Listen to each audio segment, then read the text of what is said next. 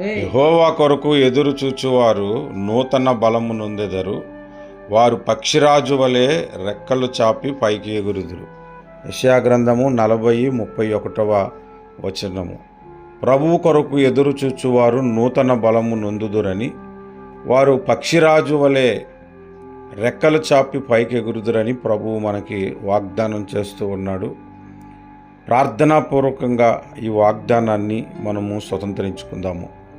కృపగలిగిన తండ్రి, మహిమ కలిగిన తండ్రి, నీకు స్తోత్రాలు. నీ కొరకు ఎదురు చూచుటలో మాకు నూతన బలము కలుగుతున్నది ప్రభువా. పక్షిరాజు యవ్వనము వలె మా యవ్వనము నూతనము చేస్తానంటున్నారు.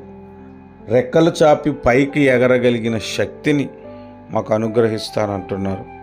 మీరిచ్చిన ఈ ఉదయకాలపు వాగ్దానాన్ని బట్టి మీకు స్తుతులు అర్పిస్తూ ఉన్నాము. సహాయము చేయండి. ఈ వాగ్దానమును మేము స్వతంత్రించుకొని మీ కొరకు జీవించే కృప మాకు అనుగ్రహించండి.